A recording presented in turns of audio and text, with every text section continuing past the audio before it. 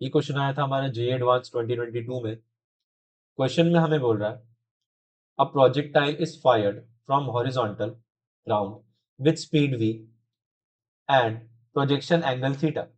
When the acceleration due to gravity is g, the range of projectile is small d. If if at the highest point of its trajectory the projectile enters a different region where the effective acceleration due to gravity है ना g dash is g by 0.81, then the new range is d dash. ठीक है, the new range is d dash where d dash is n times of small d, the value of n is, ठीक है।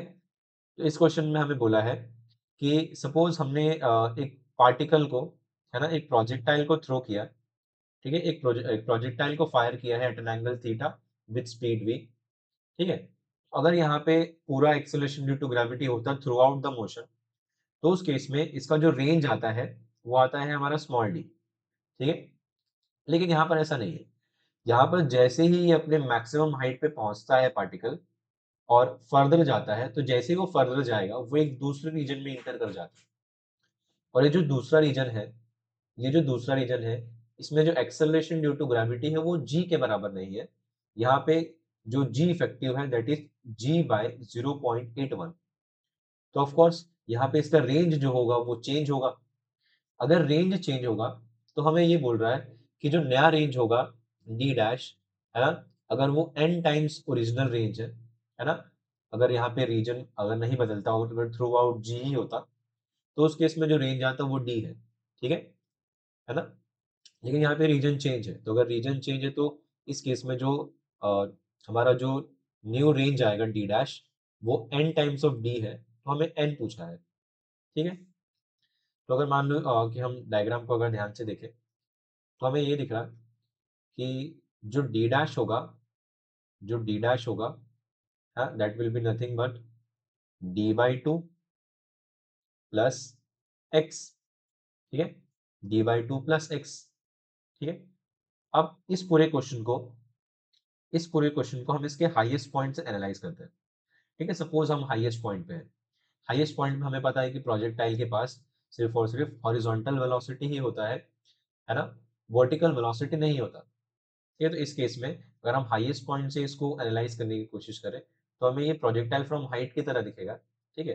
तो अगर मान लीजिए suppose कि ये जो पार्टिकल है अगर ये v cos थीटा से यहाँ जा रहा है, ठीक है, और अगर यहाँ पे suppose acceleration due to gravity g ही होता, तो उस केस में क्या हम ये d बाई टू निकाल सकते थे, ठीक है।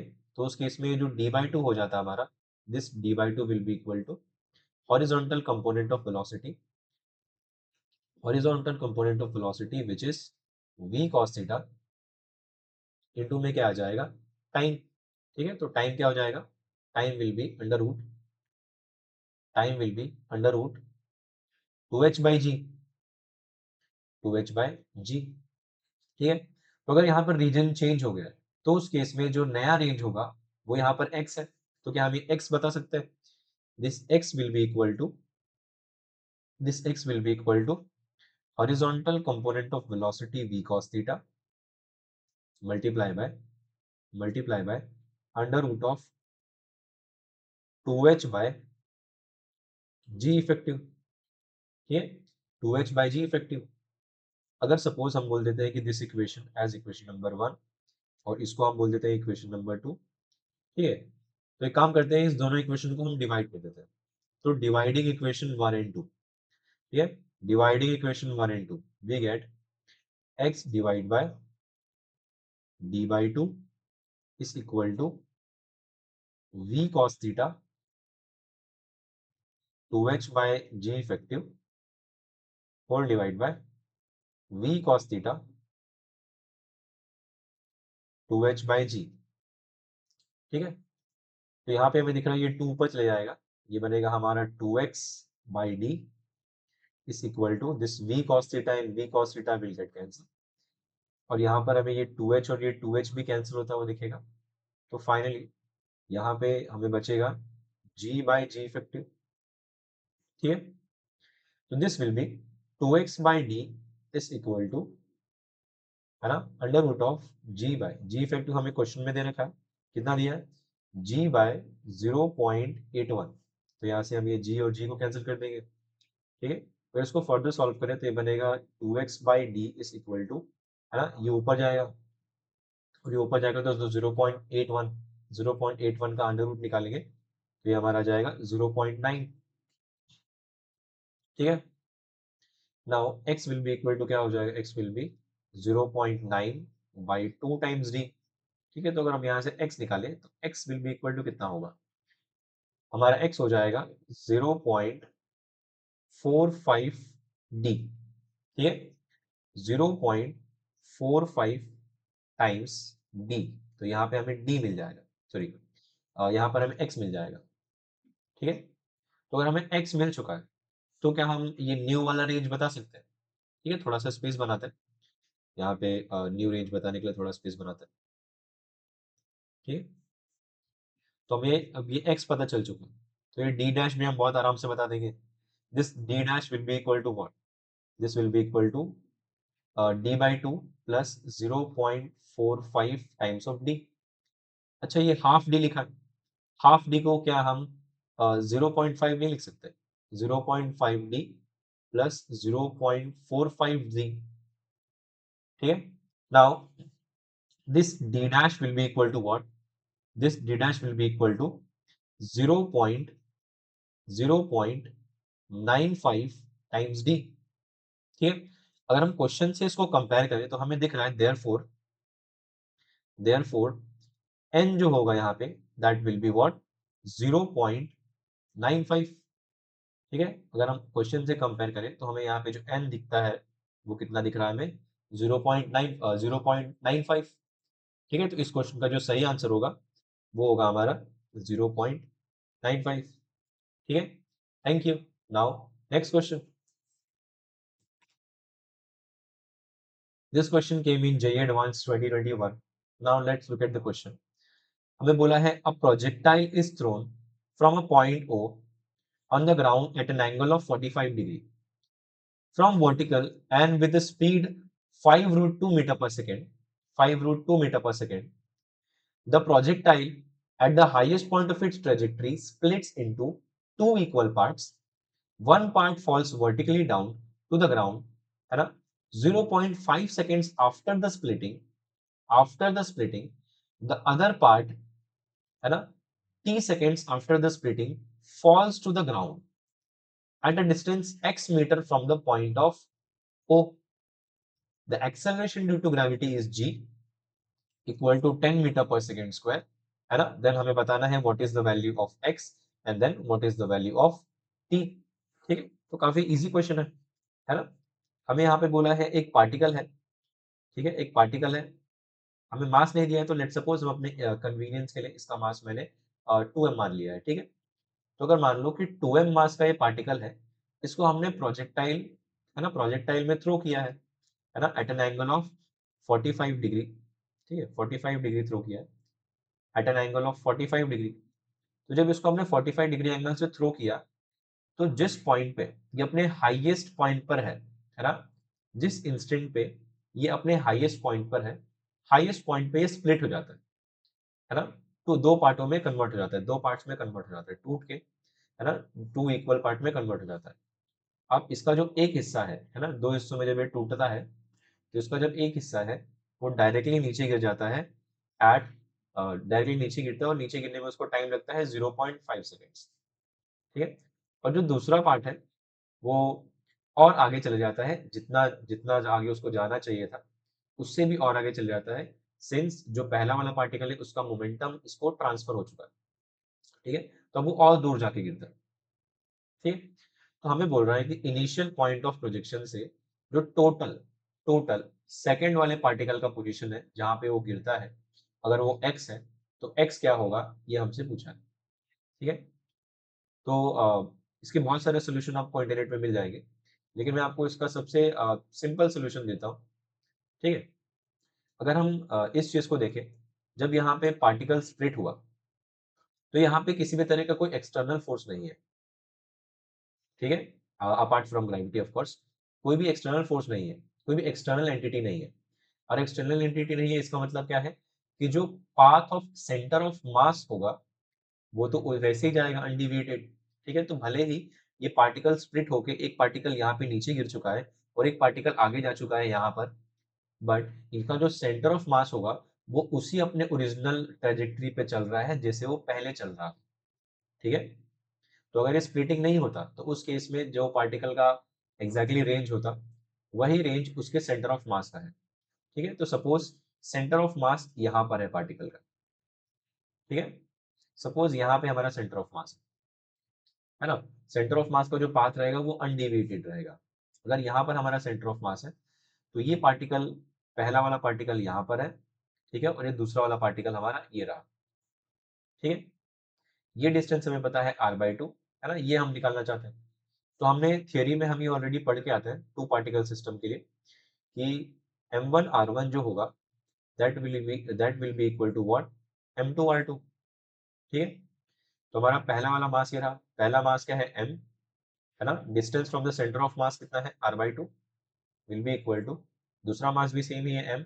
Now what is the distance from the centre of mass, distance from the centre of mass है x0। ठीक है, तो यहाँ से हमें x0 मिल रहा है। ठीक है, यहाँ से हमें x0 मिल रहा है कितना, r/2। ठीक है, x0 will be what, r/2। अगर हम यहाँ से x बताने की कोशिश करें तो x क्या होगा, x दिख रहा होगा तुम्हें, ये r रेंज प्लस r/2।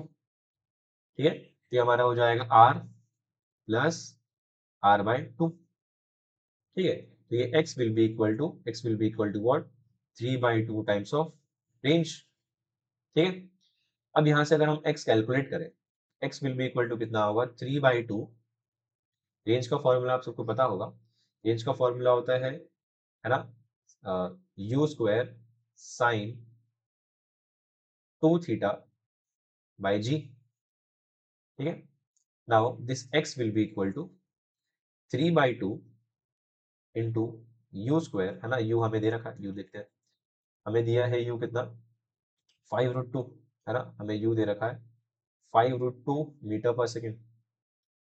ये आ जाएगा हमारा 5√2, है ना, 5√2 का square and sine of 45 degree into 2 90 degree हो जाएगा, तो हमारे बनेगा sine of 90 degree by how much, sine of 90 degree by g. Now this x will be equal to what, x will be equal to 3/2 into, है ना, अगर हम इसको स्क्वायर करेंगे तो ये हमारा आ जाएगा 5 × 5 × 2, है ना, साइन 90 तो 1 हो जाएगा और डिवाइड बाय नीचे क्या आ जाएगा हमारा 10। ठीक है, नीचे आ जाएगा हमारा 10।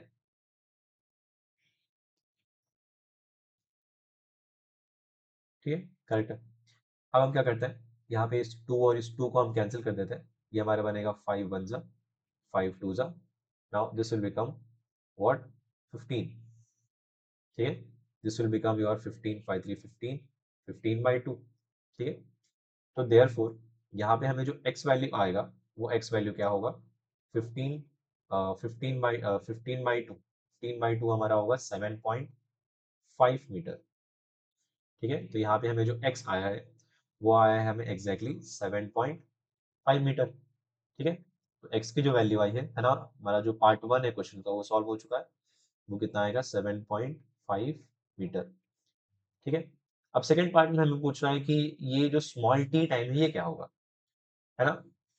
एक और बार एनालाइज करते हैं क्वेश्चन को, हमें बोला है कि जब यहाँ पे हाईएस्ट पॉइंट पे स्प्लिटिंग होता है, ठीक है, ये बॉल 2m मास का जब जाता है इक्वल, दो इक्वल हिस्सों में जब ये टूटता है तो उसका एक पार्ट नीचे गिरता है एग्जैक्टली डायरेक्ट, है ना, उसको कितना समय लगता है, 0.5 सेकंड लगता है। ठीक है, और इसका जो दूसरा पार्ट है ना, इसका जो दूसरा पार्ट है वो आगे चले जाता है, आगे जाके गिरता है। ठीक है, अगर ये आगे जाके गिरता है तो सपोज इसको टी टाइम लगता है गिरने में, तो यही टी टाइम कितना होगा ये हमसे पूछ रहा। अब ध्यान दो यहाँ पे, है ना, हम क्या बोल रहे हैं कि अगर यहाँ पे स्प्लिटिंग हुआ तो ये जो पहला वाला जो पार्टिकल है ये फ्री फॉल करते हुए नीचे गिरा, फ्री फॉल करते हुए नीचे गिरा।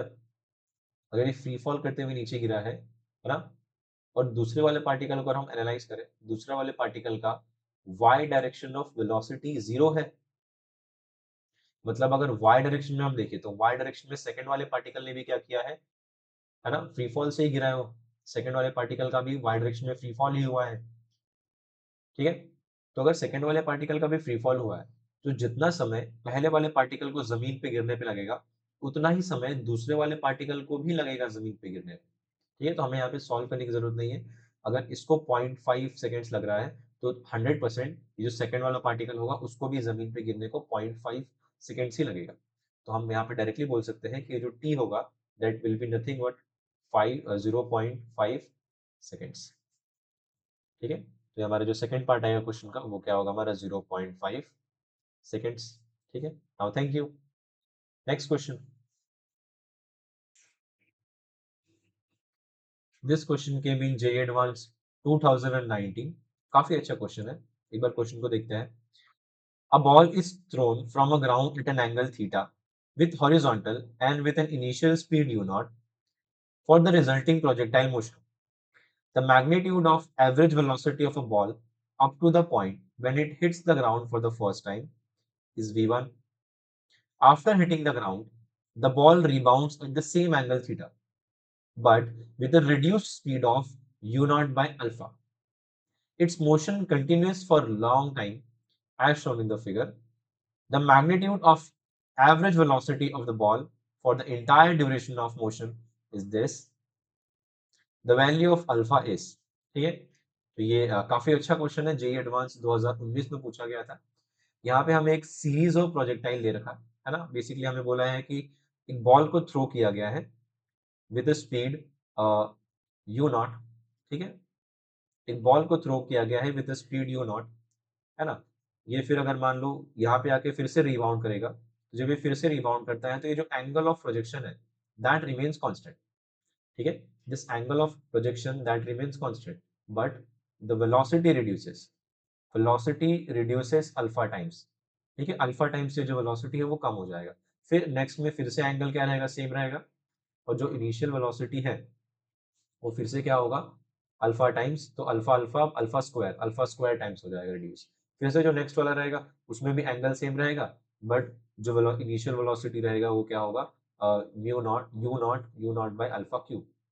ठीक है, इसी तरह से बेसिकली ये पूरा सीरीज चलते रहेगा आफ्टर लॉन्ग टाइम, और फाइनली ये केस हमें दिखेगा जनरली। ठीक है, हमें क्या बोल रहा है इस क्वेश्चन में, हमें बोल रहा है कि ये जो पहला वाला प्रोजेक्टाइल है ना, पहले प्रोजेक्टाइल मोशन में जो एवरेज वेलोसिटी है दैट इज v1, सेकंड वाले में जो एवरेज वेलोसिटी है बॉल का वो क्या है v2, और थर्ड वाले में जो एवरेज वेलोसिटी होगा वो होगा हमारा v3, है ना।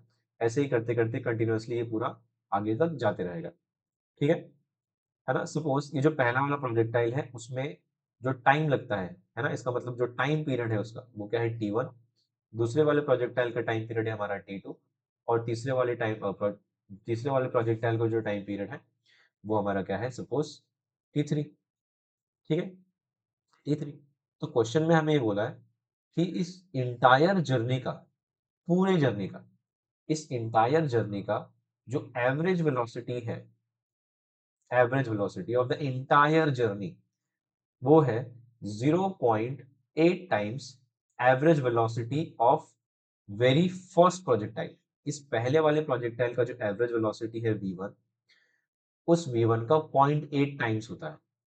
ठीक है, देखते हैं फर्दर। अगर मान लो हम इसका एवरेज वेलोसिटी पहले वाले प्रोजेक्टाइल के लिए निकालें तो जो एवरेज वेलोसिटी होगा, एवरेज वेलोसिटी, ठीक है, average velocity v1, this v1 will be equal to क्या होगा, है ना। अगर हम बोलते हैं कि ये जो पहला वाला प्रोजेक्टाइल है इसका जो रेंज है, suppose that range is r1, दूसरे वाले को हम बोल देते हैं इसका रेंज r2 है, और इसका रेंज r3, और फर्दर ऐसे ही आगे चलते रहेगा। ठीक है, तो ये जो v1 होगा ये क्या होगा हमारा, ये होगा हमारा range r1 by time period t1। ठीक है, तो रेंज क्या होता है, रेंज होता है हमारा horizontal component of velocity u cos theta, horizontal component of velocity into time. ठीक है ना, नीचे भी टाइम है, तो ये हमें आ रहा है कितना, u नॉट cos थीटा। ठीक है, ये में आएगा u नॉट cos थीटा। ठीक है, this will be R u naught cos theta. ठीक है। तो अगर मान लो हम यहाँ पे रेंज निकालते हैं R1, तो R1 can be written as, ठीक है, हम रेंज को लिख सकते हैं, है ना, पहले वाले प्रोजेक्टाइल का जो रेंज होगा that will B V1 T1, ठीक है। इसी तरह से अगर मान लो हम नेक्स्ट प्रोजेक्टाइल का रेंज लिखते हैं, ये जो सेकंड वाला प्रोजेक्टाइल है, सेकंड प्रोजेक्टाइल है ना, सेकंड प्रोजेक्टाइल का जो रेंज होगा R2, उसको हम क्या लिख सकते हैं, उसको हम लिख सकते हैं V2, और यहाँ पे इसका जो टाइम पीरियड होगा वो क्या होगा, T2, ठीक है ना। यहाँ पे हमें दिख रहा है कि जो एवरेज वेलोसिटी है वो डायरेक्टली प्रोपोर्शनल टू हमारा यू नॉट है, directly proportional to u naught होगा। अगर यहाँ पे ये velocity u naught by alpha हो गया, तो ये जो एवरेज वेलोसिटी है ये भी क्या होगा, V1 बाय अल्फा, ठीक है। ये जो एवरेज वेलोसिटी हो जाएगा हमारा, हो जाएगा V1 बाय अल्फा। टाइम के बारे में क्या बोलते हो, है ना, टाइम के बारे में क्या बोलोगे, टाइम का इक्वेशन याद है, टाइम टी, है ना, time t, time period of projectile is 2u sin theta by g, है ना, time period of projectile is 2u sin theta by g, है ना। यहाँ पे भी जो टाइम है वो डायरेक्टली प्रोपोर्शनल है इनिशियल स्पीड के। अगर initial speed alpha times reduce हो गया तो टाइम भी अल्फा टाइम्स रिड्यूस हो जाएगा, ठीक है। तो यहाँ पे जो T2 होगा दिस विल बी योर और T1 बाय अल्फा, ठीक है। तो फाइनली ये आता है हमें V1 T1 bye alpha square, ठीक है। नाउ अगर हम थर्ड वाले का रेंज निकालें इसी तरह से, तो थर्ड वाले का जो रेंज होगा that will B velocity, average velocity of third projectile into ये हमारा होगा time period of third projectile, ठीक है, time period of third projectile. तो अगर हम सेम लॉजिक से चले कि क्योंकि initial speed you naught by alpha square हो गया है, तो इसका जो एवरेज स्पीड होगा ये होगा हमारा V1 bye alpha square into, और जो टाइम पीरियड भी होगा वो भी क्या हो जाएगा, T1 बाय अल्फा स्क्वायर, ठीक है। तो ये फाइनली हमारा कितना हो जाता है, ये हो जाता है हमारा V1 T1 बाय अल्फा की पावर 4, ठीक है। और इसी तरह से फर्दर आगे चलते जाएगा, चलते जाएगा, ठीक है नहीं, इसी तरह से आगे फर्दर चलते जाएगा, है ना। अब अगर मान लो हम यहाँ पे पूरे जर्नी का अगर हम एवरेज वेलोसिटी लिखते हैं, ठीक है, अगर हम पूरे जर्नी का एवरेज वेलोसिटी लिखते हैं, तो नेक्स्ट पेज पे लिखते हैं इसको, पूरे जर्नी के एवरेज वेलोसिटी को, ठीक है। अगर सपोज हम पूरे जर्नी का एवरेज वेलोसिटी लिखते हैं, तो वी एवरेज लिखेंगे, v average is equal to, है ना, यहाँ पे लिख देते हैं इसका जो रेंज है इसको मैं R1 बोल रहा हूँ, इसके रेंज को R2 बोला है, इसके रेंज को R3 बोला है ना, इसके रेंज को सपोज हम RM बोल देते हैं, ठीक है। इसके टाइम पीरियड को T1 बोल रहे हैं, time period T2, time period T3, ठीक है।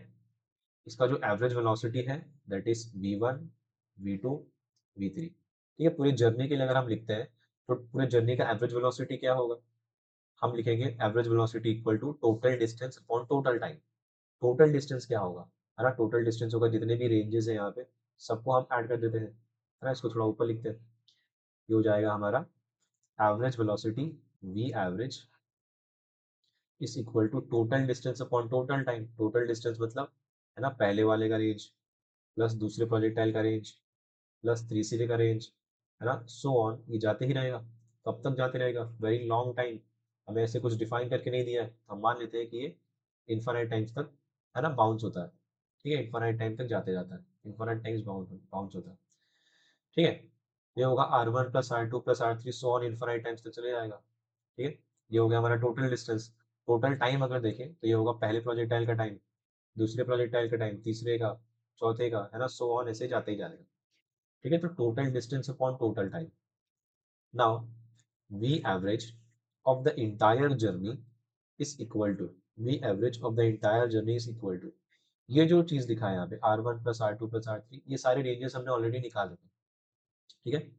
R1 क्या आया था, R1 आया था हमारा V1 T1 प्लस R2 क्या आया था, R2 आया था V1 T1 bye alpha square. Now next ये कितना आया था, V1 T1 बाय अल्फा की पावर 4 प्लस नेक्स्ट क्या आया था, नेक्स्ट टाइम आया था V1 T1, ठीक है, इसी को सो ऑन, है ना, इन्फानाइट टाइम्स तक लिख देते हैं, whole divide by, whole divide by, ये हमारा हो जाएगा T1, है ना, प्लस T2 क्या होगा, T2 होगा हमारा T1 bye alpha, plus T3 क्या होगा, T3 होगा हमारा T1 बाय अल्फा स्क्वायर, ठीक है, प्लस सो ऑन, इसी तरह से ये फर्दर आगे जाते ही रहेगा, ठीक है।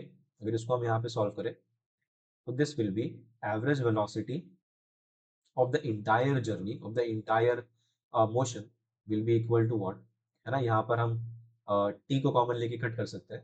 अगर हम t को कॉमन लेके कट करते हैं, ये हमारा हो जाएगा, ठीक है। यहाँ पे हम t को कॉमन ले सकते हैं और इसमें से v को भी हम निकाल लेते हैं बाहर, ठीक है। तो इसमें से vt निकाल लेते हैं, ये हमारा हो जाएगा v1 t1, है ना। अंदर क्या बचेगा, अंदर बचेगा 1 plus 1 by alpha square plus 1 by alpha की पावर 4 प्लस सो ऑन, ये कहाँ तक जाएगा हमारा, इन्फाइनाइट तक जाएगा, ठीक है। ये हमारा इन्फाइनाइट तक जाएगा। ये होगा हमारा, अगर मान लो यहाँ पे हम t को बाहर निकाल देते हैं, सो this will B 1 plus 1 by alpha plus 1 by alpha square plus so on, ये अप टू इन्फाइनाइट तक चले जाएगा। यहाँ पर इस t1 को और इस t1 को हम कैंसिल कर देते हैं, ठीक है। नाउ क्वेश्चन में हमें ऑलरेडी गिवन है कि जो एवरेज वेलोसिटी है पूरे इंटायर जर्नी का, that is that is 0.8 times the average velocity of this first projectile, ठीक है। तो फर्स्ट प्रोजेक्टाइल का जो एवरेज वेलोसिटी है वो v1 है, ये आ जाएगा हमारा 0.8 times v1 is equal to v1, ठीक है। यहाँ पे अगर तुम इसको पहचान पा रहे हो तो ये हमारा एक इन्फानाइट जीपी है। इन्फानाइट जीपी का जो सम होता है ना, रिड्यूसिंग का, वो होता है बेसिकली फर्स्ट टर्म, है ना, 1 upon common ratio. Common ratio क्या है, 1 बाय अल्फा स्क्वायर, ठीक है, होल डिवाइड बाय,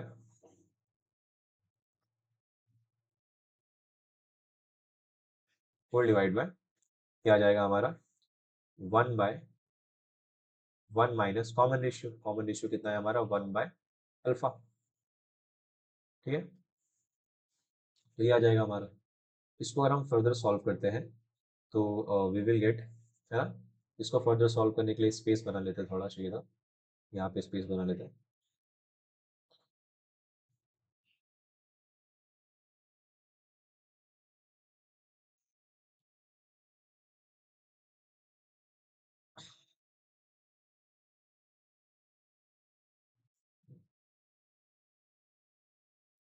ठीक है।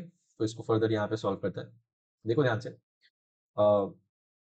यहाँ पर हम लिख सकते हैं 0.8 times of v1 is equal to v1, और ये कितना हो जाएगा हमारा, इसको क्रॉस मल्टीप्लाई करेंगे तो this will be this will be this will be alpha square upon alpha square minus 1, ठीक है, whole divide by alpha upon alpha minus 1, क्या आ जाएगा, ठीक है। नाउ ये v1 और v1 को कैंसिल कर देते हैं, ये बचेगा 0.8 is equal to 0.8 is equal to alpha square by alpha square minus 1 into, ये जाएगा हमारा अल्फा माइनस 1 बाय अल्फा, ये आ जाएगा। यहाँ से हमें अल्फा और एक अल्फा काट देते हैं, ठीक है। Now finally 0.8 is equal to, ये क्या हो जाएगा हमारा, this will be this will be alpha minus 1 whole divide by alpha plus 1 alpha minus 1, ठीक है। तो यहाँ पर इस अल्फा माइनस 1 को और इस अल्फा माइनस 1 को हम कैंसिल कर देते हैं, ठीक है। और यहाँ पर एक अल्फा बचा है ऑलरेडी, ठीक है ना। अगर इसको हम फर्दर सॉल्व करें तो वी विल गेट इसको यहाँ ले जाते हैं, क्या आ जाएगा 0.8 times of 0.8 times of alpha plus 1 is equal to alpha, ठीक है। Now 0.8 alpha plus 0.8 is equal to alpha, ठीक है। इसको यहाँ पर अगर हम लेके आए, so this will become 0.8 is equal to alpha minus 0.8 times alpha, ये हमारा हो जाता है 0.2 टाइम्स अल्फा, ठीक है। तो अगर मान लो यहाँ पे हम अल्फा सॉल्व करेंगे तो 0.8 बाय 0.2, देयरफॉर यहाँ पे जो अल्फा की वैल्यू हमें आएगी दैट विल बी व्हाट 4। ठीक है। तो मतलब इस क्वेश्चन का जो सही आंसर होगा है ना, अल्फा को जो वैल्यू होगा वो कितना है 4। ठीक है ना, अल्फा को जो वैल्यू हमारा आया दैट इज योर 4। ठीक है, बहुत अच्छा क्वेश्चन था जो कि जेई एडवांस 2019 में आया था। ठीक है, thank you. Now next question. ये क्वेश्चन आया था जेई एडवांस 2018 में, है ना। क्वेश्चन में हमें बोला है a ball is projected from the ground at an angle of 45 degree with the horizontal surface. It reaches a maximum height of 120 meter and returns to the ground. Upon hitting the ground for the first time, it loses half of its kinetic energy immediately. Immediately after the bounce, the velocity of the ball makes an angle of 30 degree with the horizontal. The maximum height it reaches after the bounce in meters is। ठीक है। तो यहाँ पर हमें बोला है कि हमारे पास एक पार्टिकल है, इस पार्टिकल को हमने प्रोजेक्टाइल में थ्रो किया है, और जब हमने इसको प्रोजेक्टाइल में थ्रो किया है ये ऊपर जाता है, और जब ये फर्स्ट टाइम ग्राउंड से टकराता है, ठीक है, जब ये फर्स्ट टाइम ग्राउंड को हिट करता है तो ग्राउंड को हिट करने के बाद रिबाउंड करता है। ठीक है, रिबाउंड करता है और जिस इंस्टेंट पे रिबाउंड करता है उस इंस्टेंट पे ये हॉरिजॉन्टल से 30 डिग्री का एंगल बना रहा होता है। है ना। जब ये फर्स्ट टाइम रिबाउंड करता है तो अपना total 50% of half of its kinetic energy अपना लूज कर देता है। ठीक है, तो सपोज यहाँ पर हमने इसको सपोज यू स्पीड से हमने इसको थ्रो किया था। ठीक है, तो यहाँ पे जो सेकंड वाला प्रोजेक्टाइल होगा इसमें ये अपना हाफ ऑफ काइनेटिक एनर्जी क्या कर चुका है, लूज कर चुका है। ठीक है, तो हमें ये चीज पता होता है कि जो काइनेटिक एनर्जी होगा, काइनेटिक एनर्जी क्या हो जाएगा, kinetic energy will be equal to half m u square होता है। ठीक है, अगर काइनेटिक एनर्जी हमारा हाफ हो जाएगा, है ना, तो हमारा स्पीड कितना हो जाएगा, है ना, हमारा जो स्पीड होगा वो कितना हो जाएगा, हमारा स्पीड हो जाएगा u बाय रूट टू। ठीक है, मतलब यहाँ पे हमने जो स्पीड से थ्रो करना है वो क्या हो जाएगा, u बाय रूट टू। ठीक है, अब ये जो पहला वाला प्रोजेक्टाइल है, फर्स्ट प्रोजेक्टाइल, फर्स्ट प्रोजेक्टाइल के लिए जो मैक्सिमम हाइट है ना, वो हमारे पास कितना है, फर्स्ट प्रोजेक्टाइल के लिए जो मैक्सिमम हाइट है दैट इज 120 मीटर्स। ठीक है, तो आफ्टर फर्स्ट प्रोजेक्टाइल जब ये नीचे जमीन से टकरा के फिर से जब ये रिबाउंड करेगा तो सेकंड प्रोजेक्टाइल का मैक्सिमम हाइट क्या होगा, ये हमसे क्वेश्चन में पूछ रहा है। तो काफी इजी क्वेश्चन है, ये जेई एडवांस 2018 में आया था, है ना। इसको एक बार देखते हैं ध्यान से। ठीक है, तो अगर ये अपनी आधी काइनेटिक एनर्जी लूज कर देता है इसका मतलब क्या हुआ, है ना, अगर ये अपनी आधी काइनेटिक एनर्जी लूज कर देता है इसका मतलब ये हुआ, इसका मतलब ये हुआ कि जब ये बाउंस करेगा तो अब ये u स्पीड से बाउंस नहीं करेगा, ये करेगा u by root two speed से बाउंस। ठीक है ना, ये हाइट हमें पता है, अगर ये हाइट हमें पता है तो हम हाइट का फॉर्मूला लगा सकते हैं, है ना। h1 height will be equal to, ये होता है हमारा u square sine square theta by 2g। ठीक है, तो h1 हाइट है हमारे पास, ये कितना है 120, 120 will be equal to this will be your u square sine square, है ना, 45 degree angle divide by 2g। ठीक है, this 120 will be equal to what, this 120 will be equal to u square sine square 45, sine 45 होता है 1 by root two, और 1 by root two का square करेंगे तो 1 बाय टू आएगा। ठीक है, तो ये बनेगा you square bye you square bye, है ना, 2 और इंटू यहाँ पे 2g पहले से है। ठीक है, so this will become 120 is equal to u square by 4g। ठीक है, इसका मतलब ये है कि जो यू स्क्वायर बाय 4g है उसका जो वैल्यू होगा वो कितना होगा, 120 के बराबर आएगा। यहाँ से अगर हमें चाहिए तो हम यू का वेलोसिटी वेलोसिटी का जो वैल्यू है वो निकाल सकते हैं, और रहने देते हैं, इसको ऐसे रहने देते हैं। ठीक है, हमें काम करना है, नेक्स्ट प्रोजेक्टाइल की तरफ चलते हैं। नेक्स्ट प्रोजेक्टाइल का हाइट हमसे पूछा है इस क्वेश्चन में, तो जो हाइट होगा इसका that will B that will B, है ना, फॉर्मूला यूज करते हैं, फॉर्मूला हमारे पास है यू स्क्वायर, है ना, sign square theta by 2g, ये फॉर्मूला होता है, ये फॉर्मूला होता है। तो इसमें अगर हम वैल्यूज प्लग इन करें, ठीक है, तो इनिशियल स्पीड है u/√2। u/√2 का अगर मान लो हम स्क्वायर करते हैं तो हमारा आ जाएगा u/2, है ना, u²/2, u²/2, ठीक है ना, u²/2, और ये हमारा आ जाएगा साइन स्क्वायर ऑफ एंगल कितना है हमारा 30 डिग्री है, तो sine square 30 degree divide by 2g, ठीक है। Now h2 will be equal to, ये हमारा हो जाएगा u²/2, u²/2 साइन 30 का स्क्वायर कितना होगा, साइन 30 होता है 1/2, उसका स्क्वायर करेंगे तो हो जाएगा हमारा 1/4, ठीक है। दिस विल बी 1/4, 1/4 इंटू ये आ जाएगा हमारा 1/2g, ठीक है। इसको फर्दर थोड़ा अगर हम अरेंज करें तो हम इसको लिख सकते हैं u²/4g इंटू 1/4, ठीक है। और अभी हमने जो देखा बेसिकली, है ना, यहाँ पे से हम देख सकते हैं कि u²/4g का जो वैल्यू है वो 120 के बराबर है, तो यहाँ पे हम इसको पुट कर देंगे, ठीक है। तो now h2 will be equal to 120/4, है ना, 120/4 which will be equal to, है ना, which will be equal to 30। तो देयरफॉर जो h2 होगा, है ना, h2 will be equal to what, your 30 metres, ठीक है। तो जो maximum height of the second projectile है वो कितना है हमारा 30 metres. Maximum height of the second projectile is 30 metres, ठीक है। तो ये क्वेश्चन आया था हमारा जेई एडवांस 2018 में, 2018 में, है ना, रिलेटिवली काफी आसान क्वेश्चन है, ठीक है। नाउ थैंक यू, ठीक है। अब हम बढ़ते हैं आगे नेक्स्ट क्वेश्चन की तरफ।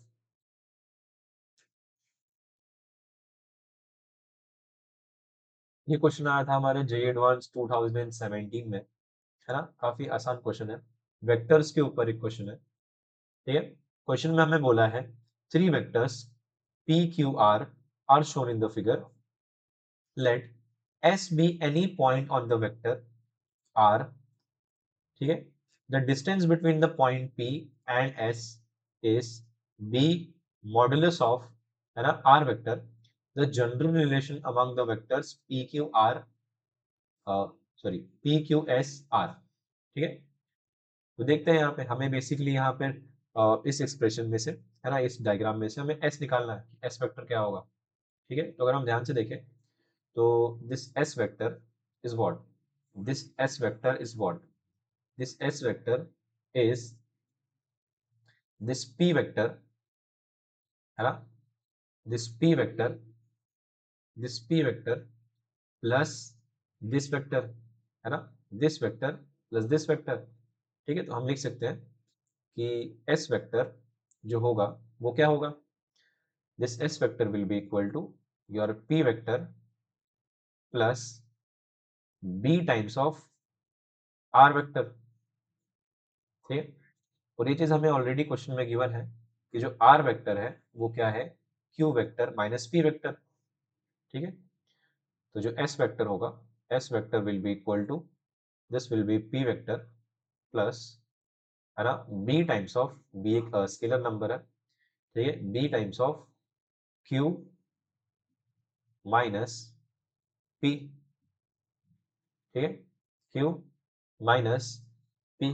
Now this s vector will be equal to, ये जो s वेक्टर होगा ये क्या हो जाएगा, ये हो जाएगा हमारा p vector plus b times of q vector minus b times of p vector, ठीक है। अब एक काम करते हैं, ये p वेक्टर और p वेक्टर को कॉमन ले लेते हैं, तो this s vector will be equal to what, this s vector will be equal to 1 minus b p vector plus b times of q vector, ठीक है। तो ये आ गया हमें s वेक्टर, ठीक है। नाउ अकॉर्डिंग टू दिस, अगर हम अपने ऑप्शंस को चेक करें, अकॉर्डिंग टू दिस अगर हम अपने ऑप्शंस को चेक करें तो हमें आता है s 1 minus b p vector b square, ये नहीं होगा, s 1 minus b p vector plus b into q vector, ठीक है। तो according to options, option A जो होगा वो हमारा करेक्टली रिप्रेजेंट कर रहा होगा s वेक्टर को, ठीक है। Now thank you, next question.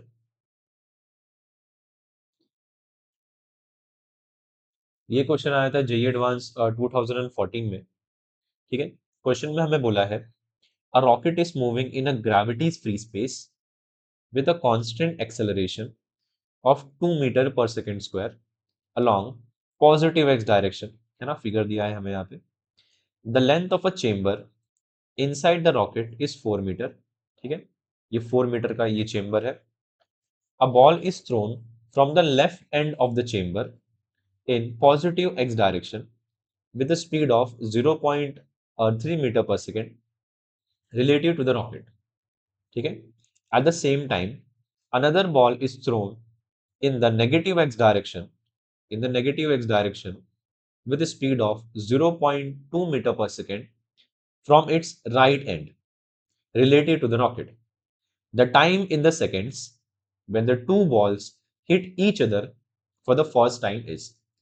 ठीक है, तो ये हमें एक रॉकेट का चेम्बर दिया है जो कि 4 मीटर लेंथ का है। ठीक है, ये पॉजिटिव एक्स डायरेक्शन में एक्सेलरेट कर रहा है with an acceleration of 2 metre per second square. ठीक है, तो एक काम करते हैं, यहाँ पे हमें दो पार्टिकल्स दे रखे हैं। एक पार्टिकल ये है जिसको हमने पॉजिटिव एक्स डायरेक्शन में थ्रो किया है with an initial speed 0.3 metre per second, है ना, पॉजिटिव एक्स डायरेक्शन में। और ये जो दूसरा पार्टिकल है इसको नेगेटिव एक्स डायरेक्शन में 0.2 मीटर पर सेकेंड से, है ना, नेगेटिव एक्स डायरेक्शन की तरफ थ्रो किया गया है। तो after how much time they will collide. ठीक है, ये हमारा सवाल है कि after how much time they will collide. ठीक है, हम एक काम करते हैं, let's observe this in frame of rocket, है ना। Suppose this is our observer. ठीक है ना, मान लेते हैं हम रॉकेट के अंदर बैठे हैं तो हम ऑब्जर्वर है। ठीक है, रॉकेट के फ्रेम में है। तो ये सारी कहानी को अगर हम रॉकेट के फ्रेम में देखें, इन frame of rocket, in frame of rocket, ठीक है, इन फ्रेम ऑफ रॉकेट, अगर हम रॉकेट के फ्रेम में जाते हैं तो हमें रॉकेट के वेलोसिटीज और एक्सेलरेशंस को उल्टा करके जोड़ना होगा। ठीक है, ठीक है, तो अगर हम रॉकेट के फ्रेम में जा रहे हैं तो ये जो एक्सेलरेशन है इसको हम उल्टा करके इसमें जोड़ देंगे। ठीक है, तो ये पार्टिकल जो होगा हमारा, ठीक है, इसे मिल जाएगा एक्सेलरेशन 2 मीटर पर सेकेंड, है ना, अलोंग द वेलोसिटी पर सेकेंड स्क्वायर। और इसे जो एक्सेलरेशन मिलेगा that will be in opposite direction. ठीक है, इसको एक्सेलरेशन मिल जाएगा 2 metre per second square in opposite direction. ठीक है, अब होगा क्या, let's let's just find out कि ये जो पार्टिकल है जो कि 0.3 मीटर पर सेकेंड की स्पीड से जा रहा है, इसका वेलोसिटी कहाँ पे जीरो होगा फॉर द फर्स्ट टाइम। ठीक है, लेट्स कैलकुलेट दिस कि इसका वेलोसिटी कहाँ पे जीरो होगा फॉर द फर्स्ट टाइम, ये निकालते हैं हम। ठीक है, तो अगर हम यहाँ पे काइनेमेटिक्स का इक्वेशन यूज करें तो ये हो जाएगा हमारा v square equal to u square plus 2as। ठीक है, इस पे हमने ये वाले पार्टिकल पे लगाया है ना। नाउ हम निकाल रहे हैं कि इसका वेलोसिटी कहाँ पे for the first time zero होगा। अगर इसका वेलोसिटी जीरो करना है will be equal to initial velocity कितना है, इनिशियल वेलोसिटी है 0.3 का स्क्वायर। ठीक है, डी एक्सेलरेशन दिया है तो यहाँ पे आ जाएगा प्लस 2 इंटू -2 इंटू एस। ठीक है, तो अगर हम यहाँ से s निकालने की कोशिश करें तो s will be equal to what, s will be equal to 0.3 multiply 0.3 divide by 4। ठीक है, अगर हम इसको कैलकुलेट करते हैं तो ये अप्रोक्सीमेटली हमें आता है 0.022 मीटर। ठीक है, अगर हम यहाँ पे एक बार फिर से क्वेश्चन को अपने एनालाइज करें तो ये जो चेम्बर का लेंथ दिया है, रॉकेट चेम्बर का लेंथ एग्जैक्टली 4 मीटर है। और कंपेयर टू 4 मीटर ये जो डिस्टेंस है ये काफ़ी कम है। मतलब ये जो हमारा पार्टिकल है, लेट्स सपोज इसको हम पार्टिकल ए बोल देते हैं, है ना, बॉल ए बोल देते हैं, इसको बी बोल देते हैं।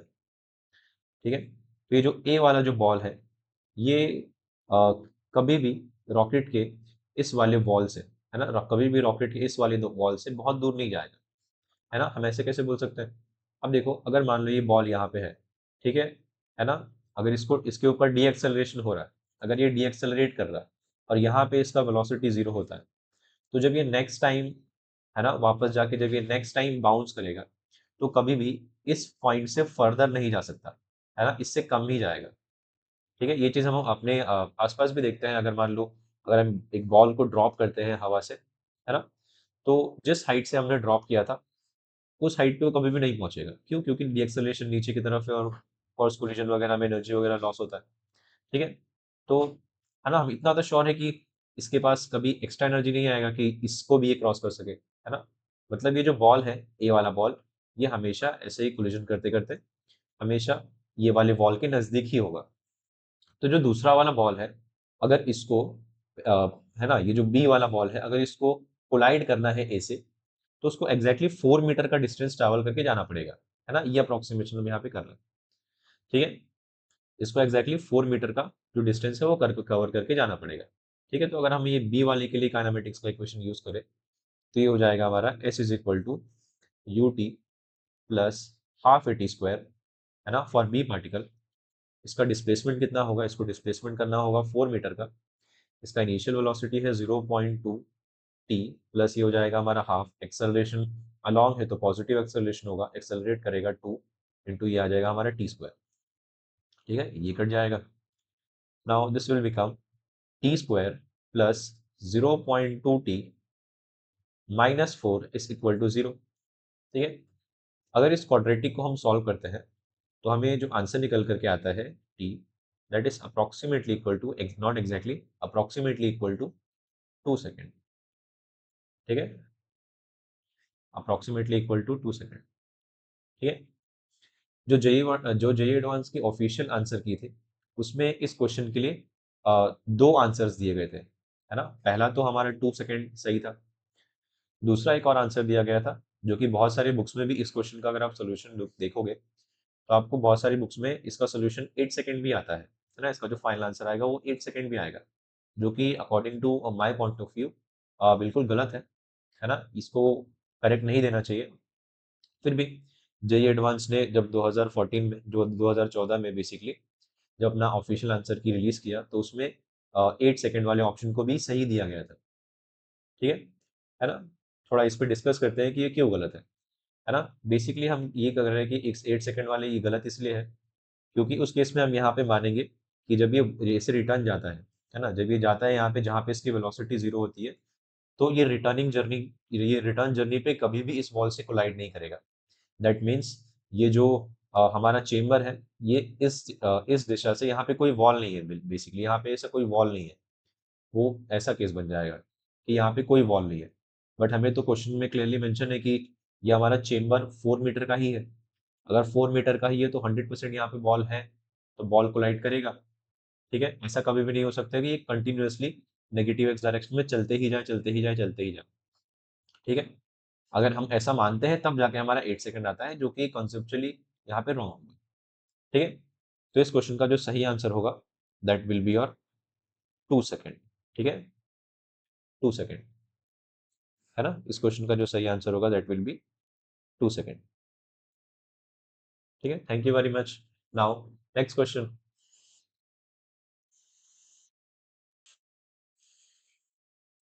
ये क्वेश्चन आया था हमारा जेई एडवांस 2014 में। क्वेश्चन में हमें बोल रहा है aeroplanes A and B are flying with constant velocity in the same vertical plane at angles 30 degree and 60 degree with respect to the horizontal respectively, as shown in the figure. The speed of A is 100 root 3 meter per second at time t is equal to 0 second. An observer in A finds B at a distance of 500 meter. This observer sees B moving with a constant velocity perpendicular to the line of motion of A. ठीक है, if at t is equal to t naught, A just escapes being hit by B, t naught in seconds will be। ठीक है, तो ये question जे advance 2014 में आया था। यहाँ पे हमें दो प्लेन्स दे रखे। ठीक है, प्लेन ए हॉरिजॉन्टल से 30 डिग्री एंगल पे उड़ रहा है और प्लेन बी हॉरिजॉन्टल से 60 डिग्री एंगल पे उड़ रहा है। ठीक है, हमें बेसिकली यहाँ पे बोला है कि at t is equal to 0 पे ए के अंदर जो ऑब्जर्वर बैठा है, बेसिकली ए के अंदर जो पायलट है जो कि प्लेन चला रहा है, या फिर ऑब्जर्वर है, पैसेंजर जो भी है, ए के अंदर जो ऑब्जर्वर बैठा है उसे क्या दिखाई देता है? है ना, अकॉर्डिंग टू ए, है ना, अकॉर्डिंग टू ए, बी जो है लाइन ऑफ एक्शन के परपेंडिकुलरली, परपेंडिकुलरली, है ना, ए के टुवर्ड्स जा रहा है। ठीक है, लाइन ऑफ एक्शन, ए की लाइन ऑफ एक्शन के परपेंडिकुलरली मूव कर रहा है ना, फ्रॉम द पर्सपेक्टिव ऑफ ए। तो एक काम करते हैं, हम ए के फ्रेम में चले जाते हैं। ठीक है, तो in frame of A, in frame of A, है ना, अगर हम ए प्लेन के फ्रेम में चले जाए, है ना, अगर हम ए फ्रेम के ए प्लेन के फ्रेम में चले जाए, तो ए प्लेन अपने आप को क्या मान लेगा, रेस्ट पे मान लेगा। हम जिसके भी फ्रेम में जाते हैं वो ऑब्जर्वर क्या हो जाता है, रेस्ट पे हो जाता है। ठीक है, हम जिसके भी फ्रेम में जाते हैं वो ऑब्जर्वर क्या हो जाता है, रेस्ट पे हो जाता है। ठीक है, अब किसी के भी फ्रेम में जाना है, अगर हमें ए के फ्रेम में जाना है तो इसके वेलोसिटीज को उल्टा करके हमें सब में जोड़ना पड़ेगा। ठीक है, तो अगर मान लो हम यहाँ पे हॉरिजॉन्टल को एक्सटेंड करते हैं, ठीक है, अगर ये हमारा 30 डिग्री है, तो ये एंगल भी हमारा 30 डिग्री होना चाहिए। ठीक है, अगर हम इसको उल्टा करके जोड़ते हैं, है ना, बी वाले प्लेन में, तो ये हमारा हो जाएगा इन फ्रेम ऑफ ए, ये हो जाएगा velocity of A, and this angle should be what, this angle should be 30 degree. अगर ये एंगल 30 डिग्री है, तो दिस एंगल, है ना, will also be 30 degree, and this angle will also be 30 degree. ठीक है, टोटल हो गया हमारा 60 डिग्री। अब जब हम ए के फ्रेम में आ चुके हैं, तो ये जो बी का जो वेलोसिटी है, इसके दो कंपोनेंट बनेंगे। एक कंपोनेंट आएगा, एक कंपोनेंट आएगा इस डायरेक्शन में, जो कि होगा हमारा वी बी कॉस 30 डिग्री, और एक यहाँ पे आएगा जो कि होगा हमारा वी बी साइन 30 डिग्री। ठीक है, अब क्वेश्चन को जरा ध्यान से पढ़ो। क्वेश्चन में हमें बोला है कि जो ऑब्जर्वर है ए में, उससे जो बी वाला प्लेन है वो लाइन ऑफ एक्शन ऑफ ए के परपेंडिकुलरली आता हुआ दिखता है। ऐसा तभी हो सकता है जब लाइन ऑफ एक्शन के अलोंग वाली जो वेलोसिटीज है वो एक दूसरे को कैंसिल कर दें, मींस ये वेलोसिटी और ये वेलोसिटी एक दूसरे को कैंसिल करेंगे, तभी ऐसा पॉसिबल है। ठीक है, तो हम बोल सकते हैं कि जो वी ए है ना, वेलोसिटी ऑफ ए जो होगा, that will be equal to v B cos 30 degree. ठीक है, वी बी कॉस 30 डिग्री। हमें वेलोसिटी ऑफ ए पता है, वेलोसिटी ऑफ ए है हमारा 100√3, this will be equal to, ये हो जाएगा velocity of B into cos 30 होता है हमारा √3/2। ठीक है, तो यहाँ पे रूट 3 और √3 कैंसिल हो जाएगा, और finally therefore velocity of B हमें यहाँ पे मिल रहा होगा, which will be your 200 metre per second. ठीक है, 200 मीटर पर सेकेंड। ठीक, अब हमें कैलकुलेट करना है कि ये जो बी वाला पार्टिकल, बी वाला जो प्लेन है, इसे ए तक रीच करने में कितना टाइम लगेगा, है ना, इस तरह से बेसिकली ये जा रहे हैं कि ए जस्ट बचता है बी से कोलाइड करने में। ठीक है, तो जो टाइम होगा, time will be equal to अगर हम ए के फ्रेम में ही देखें, तो time will be equal to क्या होगा, हमारा डिस्टेंस अपॉन स्पीड। ठीक है, अब देखो, ये जो बी वाला प्लेन है अकॉर्डिंग टू ए, सिर्फ इस वेलोसिटी से, सिर्फ इस वेलोसिटी से इसके टुवर्ड्स जा रहा है। ठीक है, और इनके बीच में इस इंस्टेंट पे कितना डिस्टेंस है, 500 मीटर्स का। ठीक है, ये हो जाएगा हमारा डिस्टेंस 500 मीटर्स अपॉन कितने स्पीड से अप्रोच कर रहा है, वी बी साइन 30 डिग्री से अप्रोच कर रहा है वो।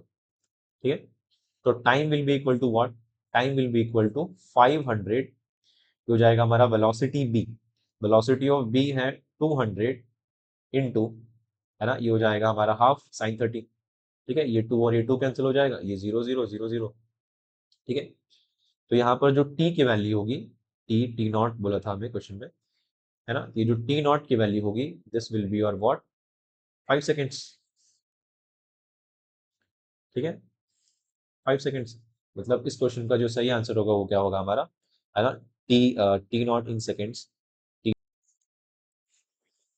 ये क्वेश्चन आया था हमारे जेईई एडवांस 2013 में। इस क्वेश्चन में हमें बोला है a particle of mass m is projected from the ground with an initial speed u naught, ठीक है, at an angle alpha with a horizontal.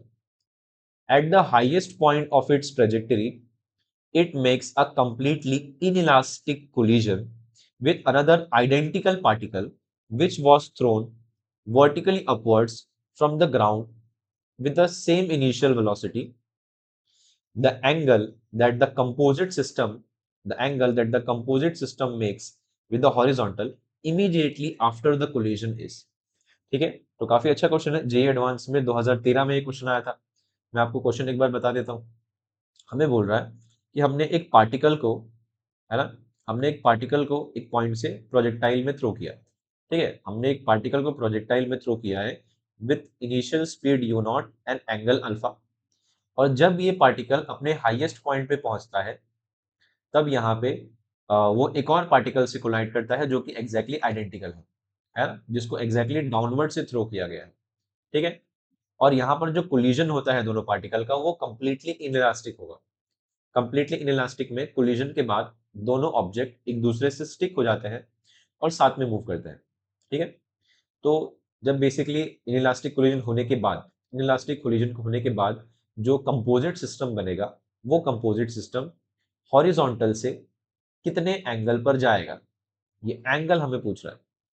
ठीक है, हॉरिजॉन्टल से कितने एंगल पर जाएगा, ये एंगल हमें पूछ रहा है। ठीक है, तो अगर हम पार्टिकल P1 को एनालाइज करें, ठीक है, पार्टिकल P1 को जब हम एनालाइज करेंगे, तो जब ये अपने हाईएस्ट पॉइंट पे होगा, ये अपने प्रोजेक्टाइल के जब हाईएस्ट पॉइंट पे होगा, तो इस पर्टिकुलर केस में इसके पास सिर्फ एक्स डायरेक्शन में वेलोसिटी होगी। कितना होगा एक्स डायरेक्शन में velocity? U naught cos alpha. ठीक है, ये वेलोसिटी होगी यू नॉट कॉस अल्फा, ये पार्टिकल P1 की वेलोसिटी है। ठीक है, और जब पार्टिकल P2 एग्जैक्टली इसी हाइट पे पहुंचेगा, ठीक है, जब पार्टिकल P2 एग्जैक्टली इस हाइट में पहुंचेगा, ठीक है, तो इसके पास जो वेलोसिटी होगी वो तो वर्टिकल डायरेक्शन में होगी, अपवर्ड होगी, खैर, है ना, अपवर्ड होगा, लेकिन कितना होगा? ठीक है, इस चीज को हम कैलकुलेट करते हैं कि ये अपवर्ड कितने वेलोसिटी से इसको कोलाइड करेगा, इससे पार्टिकल P1 से, पार्टिकल P2 कितने वेलोसिटी से पार्टिकल P1 से कोलाइड करेगा। ठीक है, तो इसके लिए हम काइनेमेटिक्स का यूज करते हैं। ठीक है, तो अकॉर्डिंग टू काइनेमेटिक्स हम लिख सकते हैं वी स्क्वायर, है ना, is equal to u square plus 2as, है ना, ये हम पार्टिकल P2 के लिए लगा रहे हैं, फॉर P2। ठीक है, फॉर P2 हमने अप्लाई किया है ना, हमें फाइनल वेलोसिटी बताना है, तो फाइनल वेलोसिटी का स्क्वायर, है ना, इनिशियल वेलोसिटी यू नॉट है तो यू नॉट का square plus twice of acceleration due to gravity downwards है, तो ये हमारा माइनस जी आ जाएगा। ठीक है, और कितने डिस्टेंस पे हमें चाहिए स्पीड? हमें चाहिए एच हाइट के डिस्टेंस पे, एच हाइट पे, एच पे। ठीक है, now this will be v square is equal to u naught square minus 2g into में क्या आ जाएगा हमारा h। अब ये h क्या है? ये h पहले वाले प्रोजेक्टाइल के लिए मैक्सिमम हाइट है ना, तो मैक्सिमम हाइट का तो इक्वेशन हम जानते हैं, तो हो जाएगा v square is equal to u naught square minus 2g। ठीक है, ये जो पहले वाला प्रोजेक्टाइल है, पहले वाले प्रोजेक्टाइल के लिए, है ना, ये जो h हाइट होगा क्या होगा? मैक्सिमम हाइट होगा, और मैक्सिमम हाइट हम सब जानते हैं कितना होता है। मैक्सिमम हाइट होता है, अगर यू नॉट स्पीड से थ्रो किया गया है, तो u naught square sine square theta divide by 2g, है कि नहीं? यहाँ से ये 2g और ये 2g कैंसिल होगा, और ये यू नॉट स्क्वायर को हम कॉमन ले सकते हैं, तो जो v होगा, है ना, v will be equal to, this will be u naught square 1 minus sine square theta, and 1 minus sine square theta will be cos square theta, तो आ जाएगा v square is equal to u square into cos square theta.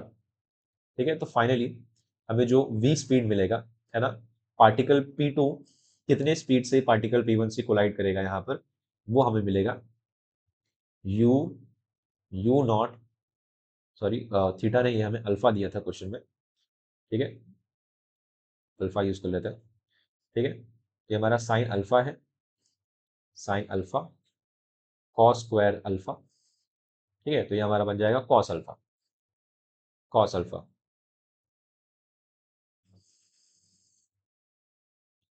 ठीक है, you naught cos alpha, ये आएगा you naught cos alpha.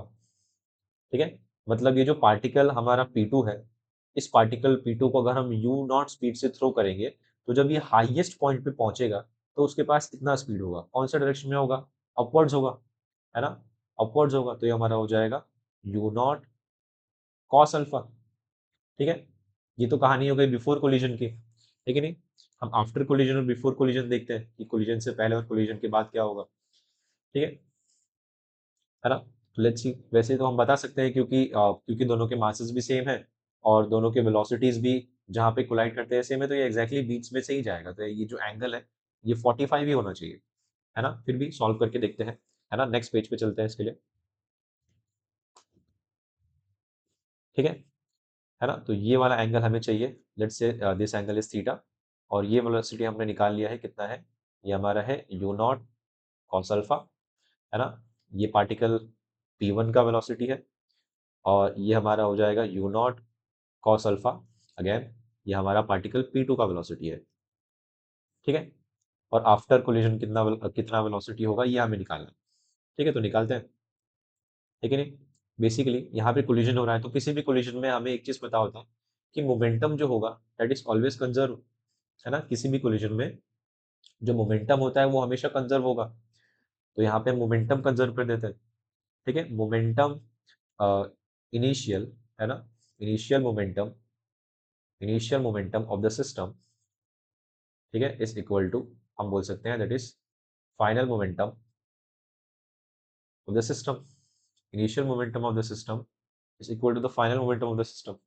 Initially initially ये जो particle है ये इस डायरेक्शन में जा रहा है, तो हमारा होगा m, इसका वेलोसिटी है you naught cos alpha i cap, ठीक है। और इसके पास में मोमेंटम है, P2 के पास भी, P2 के पास मोमेंटम अपवर्ड डायरेक्शन में है ना। तो प्लस, है ना, प्लस ये आ जाएगा हमारा m u naught cos alpha j cap is equal to, and after collision, after जब ये दोनों कोलिजन एक दूसरे से जब ये दोनों कोलाइड कर जाएंगे, तो कोलाइड करने के बाद स्टिक होके साथ में चलेंगे, क्योंकि इनइलास्टिक कोलिजन है, परफेक्टली इनइलास्टिक, है ना। तो अब कंपोजिट सिस्टम का जो मास होगा वो हमारा होगा 2m, और इतना तो हमें पता है कि जो भी वेलोसिटी होगा ये कहीं इस बीच में ही जाएगा, बीच से ही जाएगा, तो एक्स वाई प्लेन में ही होगा, है ना, प्लेन चेंज नहीं होगा। तो हम यहाँ पे लिख लेते हैं हमारा आई कैप जे कैप लिख लेते हैं, ठीक है, आई कैप जे कैप, ठीक है नहीं। नाउ ये मास, मास और ये मास हम कैंसिल कर सकते हैं यहाँ पे, ठीक है। Velocity velocity of x direction, velocity of x direction, है ना। एक सेकेंड, इसको हम लिखते हैं, ये हो जाएगा हमारा ट्वाइस ऑफ m, है ना, velocity of x direction i cap, है ना, फाइनल वेलोसिटी आफ्टर कोलिजन, ये हमारा होगा velocity of y direction j cap, ठीक है। अगर हम यहाँ पे हम मास मास को कैंसिल करें, ठीक है, तो ये हमारा इक्वेशन बच रहा है यहाँ पर u naught cos alpha i cap plus u naught cos alpha j cap plus ये हमारा बच रहा है twice of is equal to twice of v x i cap plus twice of v y j cap. अगर हम यहाँ पे ध्यान से देखें, तो अगर हम इक्वेट करें, है ना, अगर हम एल एच एस और आर एच एस को इक्वेट करें, तो हमें मिलेगा आफ्टर कोलिजन वेलोसिटी जो होगा, आफ्टर कोलिजन वेलोसिटी जो वी एक्स होगा that will be on you naught cos alpha by 2, ठीक है। और ये होगा जो वी वाई होगा आफ्टर कोलिजन, ठीक है, आफ्टर कोलिजन जो वेलोसिटी होगा that will be u naught cos alpha by 2 again, ठीक है। तो आफ्टर कोलिजन में जो दोनों वेलोसिटीज है वो सेम ही है ना। थोड़ा इसको अगर हम एनालाइज करें, ठीक है, तो आफ्टर कोलिजन वाली कहानी ये है, ठीक है। आफ्टर कोलिजन वाली कहानी ये है, ये एक्स डायरेक्शन का वेलोसिटी है, ये वाई डायरेक्शन का वेलोसिटी है, और ये हमारा कंपोजिट मास है ना। कंपोजिट मास कितना है, 2m है। अगर ये दोनों वेलोसिटी सेम है, तो पार्टिकल क्या होगा, पार्टिकल एग्जैक्टली बीच में से ही जाएगा, ठीक है। तो ये एंगल थीटा कितना होगा, ये एंगल थीटा 45 डिग्री होगा, 45 डिग्री होता है हमारा π/4, ठीक है। यहाँ पे हम कैलकुलेट भी कर सकते हैं, अगर हम tan थीटा लिखे और इन दोनों को डिवाइड करें तो tan θ1 आएगा, और tan θ1 कहाँ पे आता है, 45 डिग्री पे, सबको पता है, ठीक है कि नहीं। तो इस क्वेश्चन का जो करेक्ट आंसर होगा that will be your 45 degree, ठीक है, एग्जैक्टली 45 डिग्री पे जाएगा। तो 45 डिग्री π/4, ऑप्शन सी जो होगा इस क्वेश्चन का करेक्ट ऑप्शन होगा, ठीक है। और थैंक यू, ठीक है। Now next question.